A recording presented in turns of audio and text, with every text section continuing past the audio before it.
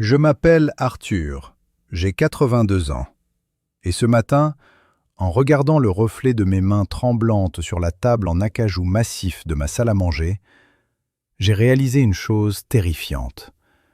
Une chose qui devrait vous empêcher de dormir ce soir si vous êtes encore dans la course. J'ai passé 60 ans à construire une forteresse pour protéger mon avenir, mais en fermant les portes de cette forteresse avec des verrous d'or et d'ambition, j'ai oublié de vivre à l'intérieur. J'ai des millions sur mon compte bancaire, une maison qui résonne comme une cathédrale vide, et le silence le plus assourdissant que vous puissiez imaginer. Si vous avez 30, 40 ou même 50 ans, et que vous vous dites chaque matin « je profiterai plus tard » ou « encore un effort, encore un contrat, et après je m'arrête », je vous en supplie, écoutez mon histoire. Parce que je suis votre futur si vous ne changez rien aujourd'hui. Et croyez-moi, vous ne voulez pas être moi au crépuscule de votre existence. Tout a commencé en 1965. J'avais 22 ans, j'étais ambitieux, et j'avais faim. Pas de cette faim qui vous tord l'estomac par manque de nourriture, mais de cette faim dévorante de reconnaissance qui vous tord l'âme. Je venais d'un milieu modeste, le genre de quartier où l'on compte les centimes le jeudi pour tenir jusqu'au vendredi. Mon père travaillait à l'usine locale. Ses mains étaient perpétuellement tachées de graisse noire que même le savon le plus puissant ne parvenait pas à effacer. Et ses yeux étaient toujours voilés par une fatigue que je prenais pour de la résignation. Je m'étais promis, avec l'arrogance de la jeunesse, que je ne serais jamais lui. Je voulais le costume sur mesure, le bureau de coin en haut de la tour de verre, le respect qui fait baisser les yeux aux autres. Je voulais être celui qui décide, pas celui qui subit. Je me suis marié avec Élise en 1968. Elle était la lumière même, une sorte d'étincelle constante dans un monde gris. Elle riait pour un rien, elle aimait l'odeur de la pluie sur le bitume chaud, et elle pouvait passer des heures entières, immobile, à regarder le balai des fourmis dans le petit jardin public près de chez nous. Au début, nous n'avions absolument rien.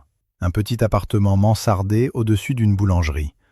L'odeur du pain chaud le matin était notre seul luxe, un parfum gratuit qui nous donnait l'illusion de la richesse.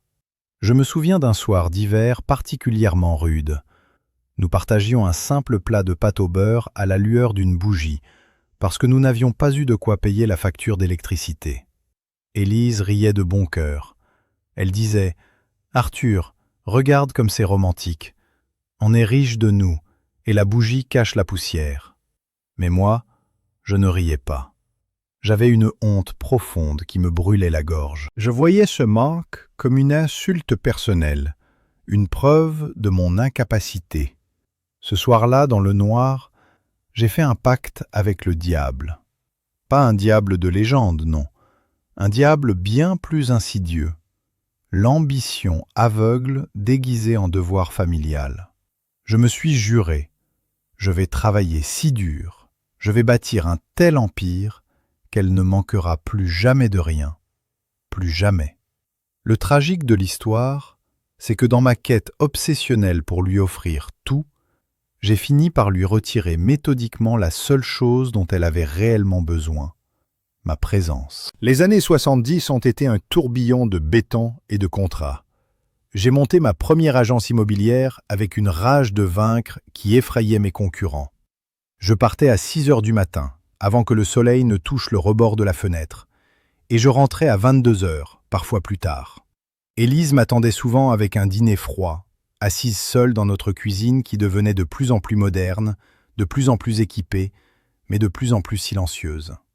Elle essayait de me raconter sa journée, de me partager ses lectures ou ses petits projets, comme son rêve de toujours, ouvrir une petite librairie de quartier où les gens pourraient discuter autour d'un thé.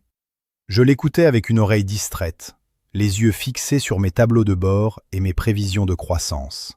« Plus tard, chérie », lui disais-je avec une autorité protectrice. « Quand on aura consolidé nos actifs, quand on sera vraiment à l'abri, on fera tout ça. Je t'achèterai la plus belle librairie de la ville, promis. » Plus tard, c'est le mot le plus meurtrier de la langue française. C'est un poison lent qui endort vos remords tout en tuant vos opportunités de bonheur présent. En 1975, notre fils Marc est né. Je me souviens de l'appel de l'hôpital sur mon premier téléphone de voiture, un appareil massif. J'étais en pleine négociation tendue pour un terrain constructible qui allait doubler ma mise. J'ai écourté l'appel. J'ai terminé la vente avant de me rendre à la maternité, 3 heures après sa naissance. Je suis arrivé dans la chambre, le téléphone encore vibrant dans ma poche de veston.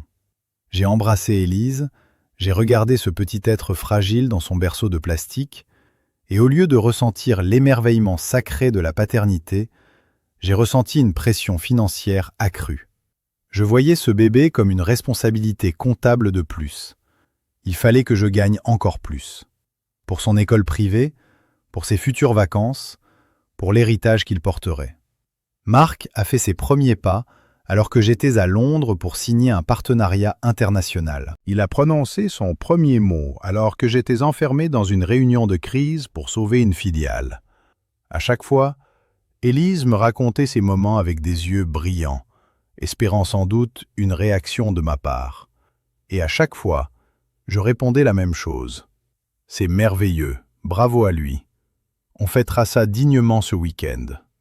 Mais le week-end, j'étais une épave. Je passais mes journées à dormir pour récupérer ou je m'enfermais dans mon bureau domestique pour préparer la semaine suivante. J'étais devenu un distributeur automatique de billets, un fantôme qui payait les factures de luxe mais qui ne savait plus comment jouer aux petites voitures sur le tapis du salon. J'ai eu 50 ans en 1993. Ma société était devenue un empire de l'immobilier et de la finance.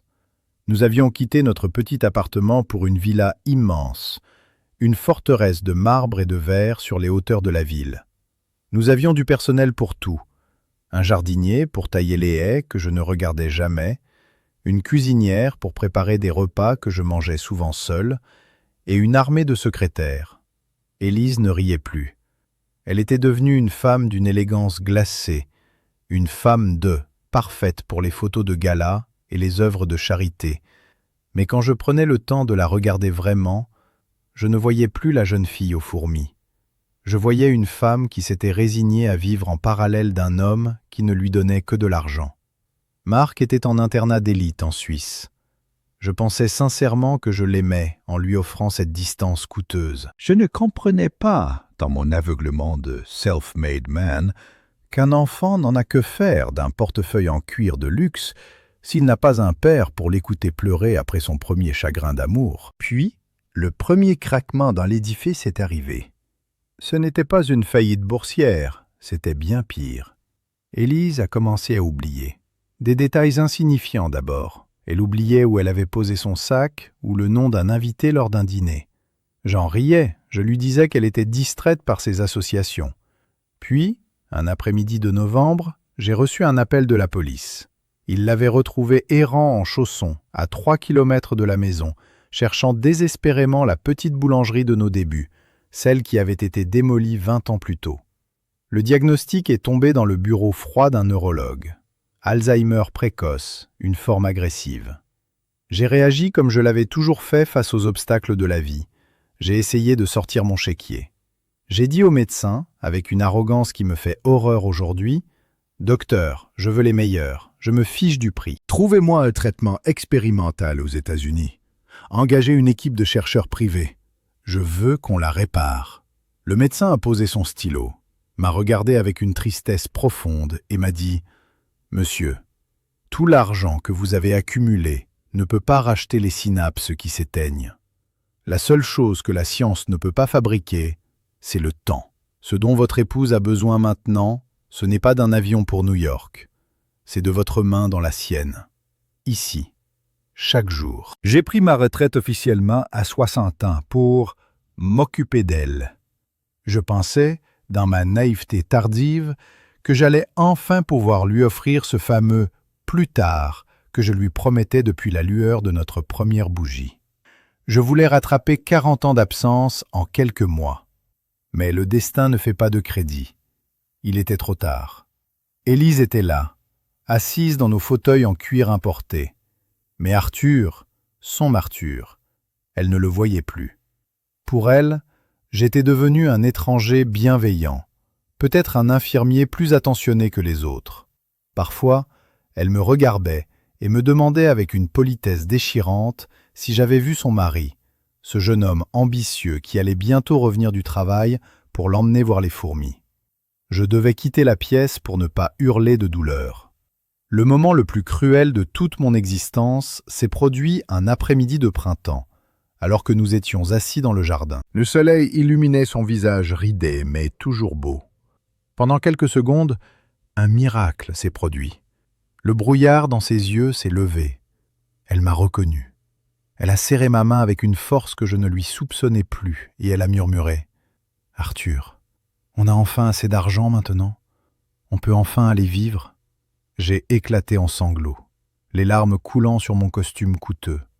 Je me suis effondré à ses genoux et je lui ai crié « Oui, mon amour, on a tout ce qu'il faut. On part demain, on fait ce que tu veux. » Mais la fenêtre s'était déjà refermée. Elle a froncé les sourcils, a retiré sa main avec méfiance et a dit « Pourquoi pleurez-vous, monsieur? Vous ne devriez pas être au bureau ?» Elle est morte 2 ans plus tard, un mardi pluvieux.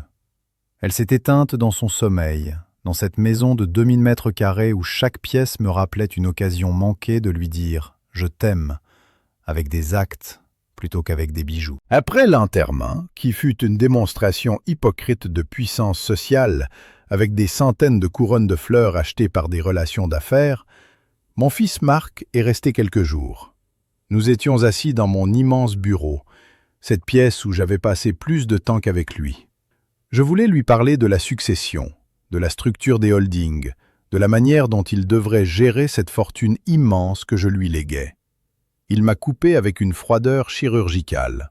« Papa, a-t-il dit sans me regarder, tu sais ce que je garde comme souvenir de mon enfance ? » J'ai souri, espérant naïvement qu'il parlerait de la Porsche que je lui avais offerte pour ses 18 ans ou des croisières privées.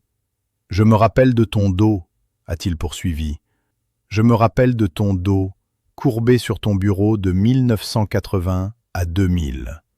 Je me rappelle du bruit du verrou de cette porte quand je voulais te montrer un dessin. Garde ton argent, papa. J'ai créé ma propre vie, loin de tes chiffres. Ce que je voulais, c'était ton temps. Mais ton temps, tu l'as vendu à des inconnus pour des immeubles. Et aujourd'hui, personne ne peut me rendre mon père. Il est parti le lendemain. Nous nous appelons 1 fois par mois, par obligation. La conversation dure 3 minutes. C'est le prix de mon empire, un héritage de silence. Alors, pourquoi est-ce que je vous livre tout cela? Pourquoi ce vieil homme brisé déballe-t-il ses regrets devant vous? Parce que je vous vois. Je vous vois tous les matins dans vos voitures, le visage tendu, vérifiant vos notifications au feu rouge. Je vous vois annuler des dîners d'anniversaire parce qu'une opportunité vient de se présenter. Je vous vois dire à vos enfants « Va jouer, papa finit ce mail ». Vous pensez que vous jouez une partie d'échecs magistrale avec la vie.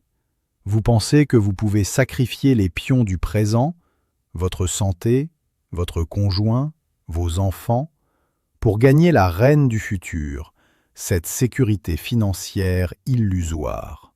Mais la vie n'est pas un jeu d'échecs où l'on peut recommencer une partie.